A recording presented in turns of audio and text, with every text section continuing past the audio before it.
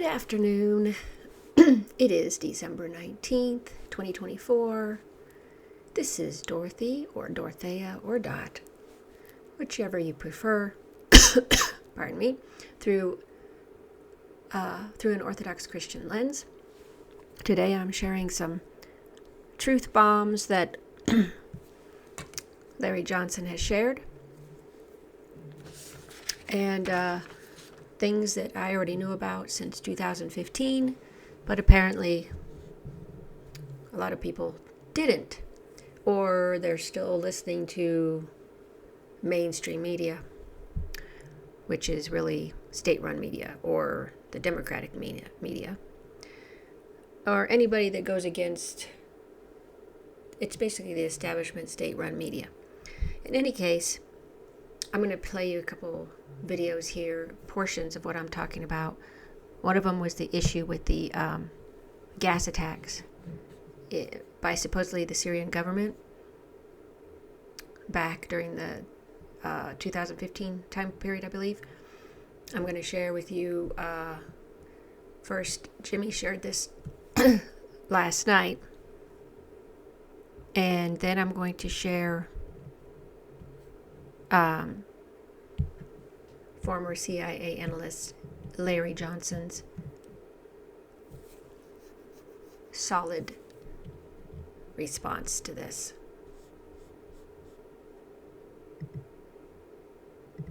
So here, this guy, here's the timeline of exposed operations. In 2020, DIA memo revealed that the U.S. knew about the Al-Qaeda ISIS chemical weapons program, which is the people who actually did the chemical attacks in Syria, right. But they were false flags. Because Assad had no motive to do that. None. Because why would he want America to invade him? He wouldn't. In 2013, Seymour Hersh exposed the rat line moving weapons from Libya to Syria via Turkey.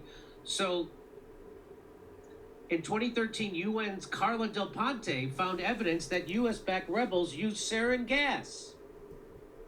Mm-hmm. In 2014, Turkish members of parliament exposed sarin precursors sent to rebels through Turkey.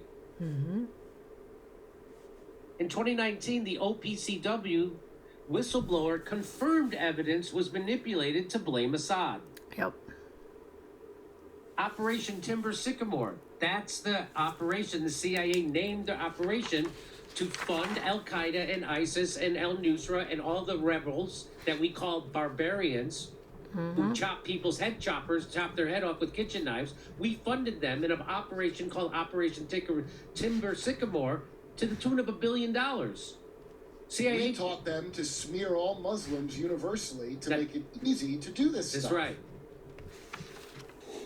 Loom Supercore is amplifying you, opening up a new world of productivity, focus. Sorry about that. He's scooping And then back. Bill Maher repeats the CIA talking points about all of this. He doesn't. Bill Maher doesn't know any of this.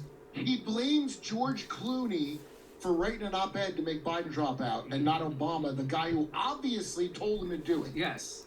He thinks Clooney's the guy who makes the final call. So, the CIA docs proved they knew weapons went to Al-Qaeda and ISIS. CIA docs proved it. WikiLeaks exposed CIA's zero footprint, moving Libyan weapons. So they overthrew Libya and then took all the weapons that Gaddafi and Libya had and moved it to the rebels in Syria. Issue. So they could overthrow Syria next. Benghazi wasn't because of a movie? Isn't that funny? Multiple OPCW scientists risked their careers exposing the truth, and U.S. blocked every independent investigation. OPCW whistleblower quotes, "The way the facts were misrepresented in the final report," this is the report about chemical attacks of Assad on his own people. "The way the facts were misrepresented in the final report constitutes professional wrongdoing." Ian Henderson, one of the official inspectors. That was suppressed. The report's conclusions were contradictory, not supported by observation, and key facts were misrepresented. Who said that? The chief of the OPCW cabinet, Dr. Brendan Whelan. They suppressed that. We had serious misgivings that a chemical attack had occurred. Another inspector with the OPCW. Thus was all suppressed, not mentioned in the United States press. It was mentioned on this show. I had a friend argue with me that Syria definitely did do that, and it was one of my more informed friends. Yeah. Rachel Maddow told them. The OPCW found the cylinder was manually placed. We showed you that and others in real time. We showed you that on our show. Yep, I remember. The cylinder that was supposed to be used in the gas tank was manually placed on someone's bed inside of an apartment building. You know, also the story only makes sense if you know literally zero about Syria at all on any level. And by the way, the Young Turks told every one of these lies. Well, of course they did. Ballistics, the official toxicology contradicted the official story. Ballistics disproved that there was aerial bombing claims. BBC producer admitted hospital scenes were staged. The hospital scenes of people who were supposedly coming in to be treated for chemical attacks, those were staged. 4 senior OPCW experts resigned in protest over the final report, which said that Assad gassed his own people, and an MIT scientist analysis disproved all those claims.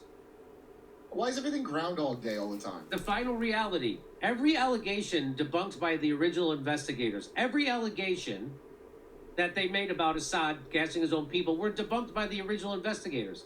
Investigation team were fired for finding the truth. What is this, vaccine? Multiple independent analysis proved staging. Whistleblowers sacrificed their career for truth. United States, UK, and France blocked all independent probes into the gas attacks, and the original OPCW team found evidence of staging. And where did this information come from? Well, the Jimmy Dore Show and from Aaron Mate, Russian asset Aaron Mate. who the Young Turks smeared as taking money from Assad and being paid by the Russians. The Young Turks smeared him because he was telling you the truth we just told you about the NATO plan, the United States CIA dirty war, and he was telling the truth. And the Young Turks are paid. They get $20 million from the top Democratic donors. Okay, so he's going to go on about TYT, but I don't really care about them. What I care about is that this has been out for a long time, okay? Aaron Mate is a award-winning real journalist, and this was one of his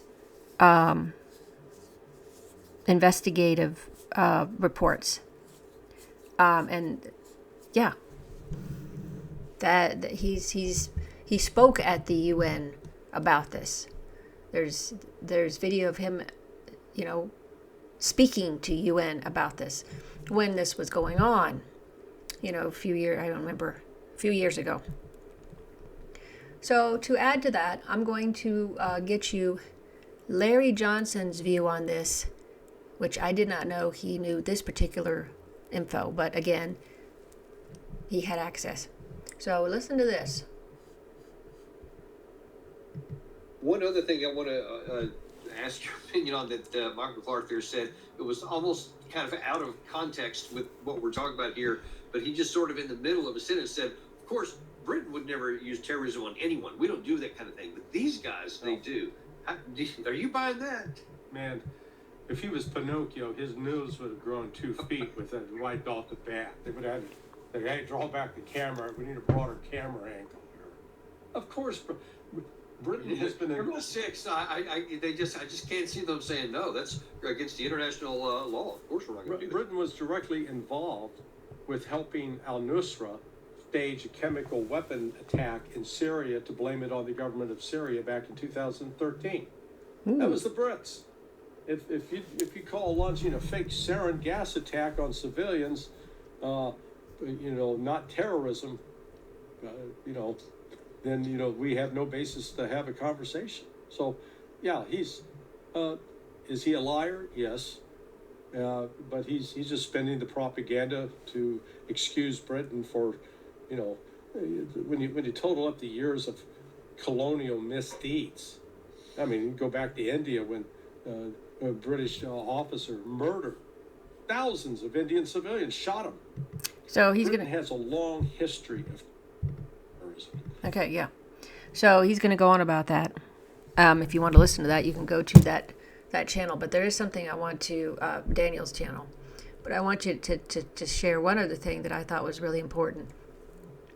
Is that Larry Johnson is sharing these truth bombs. And he has the evidence. He has, he has the, well, let me see, hold on. And by the way, I don't want to get too far away from what you just said there because Here we about go. that 2013 sarin gas attack because I'm just wondering what your evidence is on that because that's also something that has been blasted against Tulsi Gabbard here in just recent days because she at one point called into question that and people said the clearly debunked claim that the Brits had anything to do with that was in the Washington Post. I just wonder what your thought are on that. Well, at the time I was seeing the classified information. Okay? I was sitting in a JSOC compound watching and reading real time what the intelligence reports were.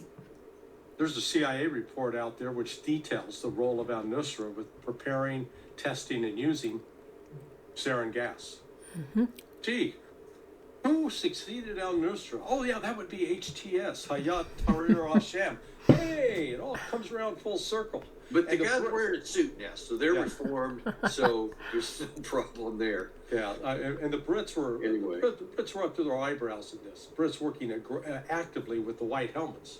The white helmets are a creature of Another MI6. thing, the So the white heroes. helmets would bring out a bunch of civilians and rub soap in their eyes and go, "Oh look, they've been attacked with chemical weapons. You Americans need to come and blow the hell out of the Syrians." That's what it was all about. Yeah, So, and I'd never seen any of the classified information because I didn't have access to it at the time that it happened. But just as a military analyst, I'm like, okay, this makes no sense at all that Syria's going to suddenly use chemical weapons now in a relatively unimportant and small area when they're on the military advantage and they got all their enemies on their back foot. And the only people that benefited from that were the violent groups that were against Assad. That was a big red flag to me anyway. There were none of the intelligence warning indicators that you would have seen. Number one, Syria used binary chemical weapons. That means that they were preparing to launch a strike.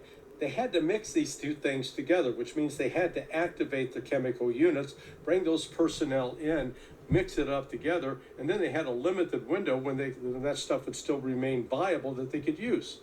Didn't have any of that. Both the United States and Israel, in terms of their overhead collection from satellite data, were constantly monitoring those chemical units in order to anticipate if they did start seeing activity, they would be prepared to respond. There was no intelligence about such activity. So it's like, if you tell me a big old dog bit you in the leg, but there ain't no dog at the house, I think maybe you might be lying. Yeah. Okay, so that was awesome information that Larry Johnson put down. Just wham, solid. Classified info he saw. Okay, so hopefully, the people that constantly go on about Tulsi Gabbard. Tulsi Gabbard is. Move on to a little. Tulsi Gabbard is a Assad toady or a Russian asset or whatever it is. That she questioned this. Well, she questioned it, and she was right to question it because it was a lie from the beginning. It was, as usual, a false flag, like we always seem to be involved in. The CIA is always involved with that, and the Mossad and the MI6, all of these intel groups. This is not out of the ordinary if you know anything about our government's history in the intel agencies. So the next thing I wanted to share with you is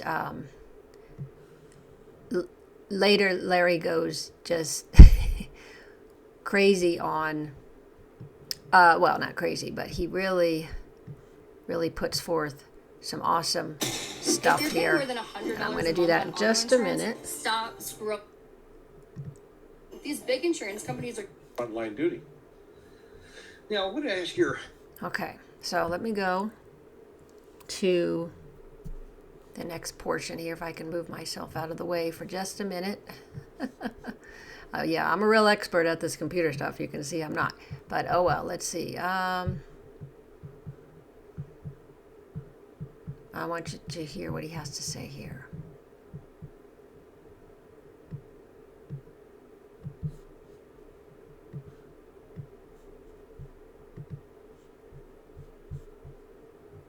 Verizon because of weakness on our part and our failure to stand up and show them who's boss. So what we need to do is listen. He wrote this. Listen, I know that we are spending $900 billion a year on national defense, but that's not enough. Quote, that's not nearly enough. Talking about Mitch He wants a whole McConnell's lot ridiculous more ammunition than that, and he wants article to on this. change the foreign policy. This is hard to imagine that he's actually saying this. Change the foreign policy to hard power. Let's don't do this soft power stuff. Let's don't do diplomacy. Let's do more of all this other kind of stuff. And I actually did a show on this yesterday where I talked about how grotesque this mentality already is creating for the United States wreckage back decades now with the disaster in Iraq, the disaster in Afghanistan, Libya, parts of Africa, you name it, and how we've been conducting this war in Ukraine, all these kinds of things. He's just detached from reality, and he wants to do more of all of it. What say you? What is the evidence of the track record of American success in continuing to expand our defense budget? Now it's upwards of $850 billion, approaching $900 billion, with over 750 military bases scattered around the globe. We haven't made America safer. We haven't made America more secure. We haven't made America wealthier. And yet, in the process, what we've exposed to the world is that we can spend a lot of money, but when it comes time to project force, we're really bad at it. Take a look at, we're coming up on now a 1-year anniversary of Operation Prosperity Guardian. In fact, I think we're now at that year anniversary, where a year ago, Secretary of Defense Lloyd Austin announced, we're sending our U.S. aircraft carrier, and it's the carrier battle group. We're sending that off the coast of the Yemen. We're going to teach those Houthis they can't shut down the Red Sea. America's not going to stand for it. Here we are a year later. The Houthis have still shut down the Red Sea, and they've beaten back the U.S. Navy, the mighty U.S. Navy, aircraft carrier and all. We continue to bomb the sand dunes and kill a bunch of people that didn't have anything to do with launching the missiles that are shutting down the Gulf. But it makes us feel good because, by God, we can launch that, and we don't have to worry about them firing back. And that is America's number one problem. We're like this guy that hires other people to go out and beat up folks, never gets into an actual fight themselves, where they themselves are hit and punched and realize what it's like to absorb a blow. Candidly, since the War of 1812, and maybe some skirmishes across border with the Mexicans during the Mexican-American War in 1848, the only time the United States has really suffered a substantive attack on its continental landmass was on 9/11. And that, my God almighty, world almost came to an end. It infuriated Americans. They were willing to support any kind of military action overseas. But we've never suffered the kinds of losses that the people of Iraq have suffered, that the people of Afghanistan have suffered, that the people of Russia have suffered, that the people of China have suffered. We have no concept of the magnitude of human loss, human life that has been sacrificed. And so when these people basically try to defend themselves, we label them as terrorists, or we label them as aggressors or empire builders. And I simply remind all of my fellow American citizens who are listening, China and Russia between them don't have 5 military bases overseas. The United States has got over 750. Who's the aggressor? How many countries have Russia and China invaded over the last 30 years? Well, in fact, Russia didn't invade Georgia. Georgia launched an attack against Russia. Russia retaliated, just like we would if Mexico launched an attack on us, or Canada. And then, they've invaded Ukraine. It was provoked. But apart from that, they haven't been at war twice in Iraq. They haven't been at war in Afghanistan for 20 plus years. They haven't been at war in Somalia, in Serbia, in Libya, in Central America. We go down the list, The only country in the world that actually represents a threat to other nations is the United States, and we keep pandering to ourselves with this nonsense that, oh, we face this great threat from North Korea and Iran. It's because we create the threat. And we create the threat for one reason, so that people like Mitch McConnell can get wealthy as they invest in Raytheon and Lockheed Martin and General Dynamics and keep that self-licking ice cream cone going. Well, that's You got me wound up, man. See, this is your fault. I do. It's just unfortunate that between the two views of Mitch McConnell or Larry the Shirt Johnson, you actually have evidence on your side to back up Indeed. your claims that this doesn't work, whereas he has nothing but the dollar signs to say it does. And just trust me and actually don't look at the substance. Just give me more money. And I don't know that it's going to succeed because I'll tell you, Larry, it just seems like it's inevitable. It would certainly overdue that for us to have an economic setback of some sort, whether it's a recession or something else. I mean, this debt, pile above us is so heavy that if that ever comes crashing down, it's unprecedented. We don't. And then there's an extra section here that he's not saying quite yet, but I assume he will. Brain damage that set up originally by my bookkeeper who lived next door to a certain there, and then something falls out, and all of a sudden you're going to have a hard time, coming up with any money for anything that you want. And Danny, there's a whole other dimension to this. I sit on the board of a small foundation called Combat Soldiers Recovery. It was set up originally by my bookkeeper who lived next door to a surgeon at Walter Reed Hospital. And back in 2006, she learned to her horror that these U.S. soldiers, Marines and sailors that were coming back, missing arms, legs, eyes, brain damage, that when they got into long-term care, the government didn't take care of them. They wound up actually having to pay for some of their own medical expenses and living expenses while they're getting medical care. So she started raising money and, give a small check, $300, which is not a lot, but each one of these military personnel would get $300, so that sometimes they'd use it to buy a plane ticket to fly their wife out because they couldn't afford it otherwise. What's going on in here is the U.S. government is using as cannon fodder the middle-class youth, the lower-class youth of this country. Yep. And when they sacrifice their bodies, literally sacrifice their bodies, and they come back, the federal government, excuse my language, but this federal government wipes their ass with them. They do not care for them. They do not ensure that they have everything they need. That's why you get other organizations like Tunnels to Tower showing up, having to build homes for these veterans who, have lost they have no legs and they have only one arm. And they can't get into a conventional house. It's left up to the private sector.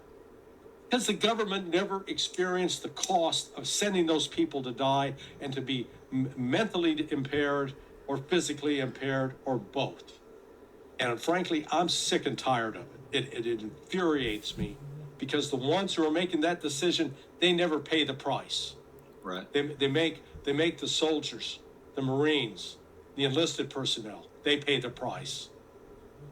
Yeah, and then Wow.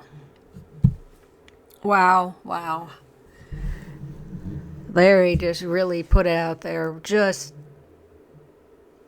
solid, exact truth bombs of what our government has been doing to its people. And look what it's been doing to these veterans. I'm sure a lot of people already know this, but I just was so moved and just took this in, and it really impacted me. Not that I didn't know, but it just the way he said it, it just really hit me. So 2 or 3 truth bombs from Larry Johnson with real interactions, evidence, all the things that he said. They're all true. Sad, but true. And I wanted to share all that with you. And so I'm going to leave it there. And hopefully this video will be out before midnight. Takes me a while to upload. But I hope you got something out of this. I know it was a long video of talking and back and forth, but I really wanted to share that. And you can listen to the whole discussion from Daniel Davis's Deep Dive channel on YouTube. As you can see the title of it right there. Okay, if you like my content, please follow my channel and like my videos if you like them. And, credit goes to Daniel Davis on this interview with Larry Johnson and Jimmy Dore's show and what he shared. Please check out Jimmy Dore's show if you haven't already, or if you're not already part of his subscribers. Thanks for watching. Until next time.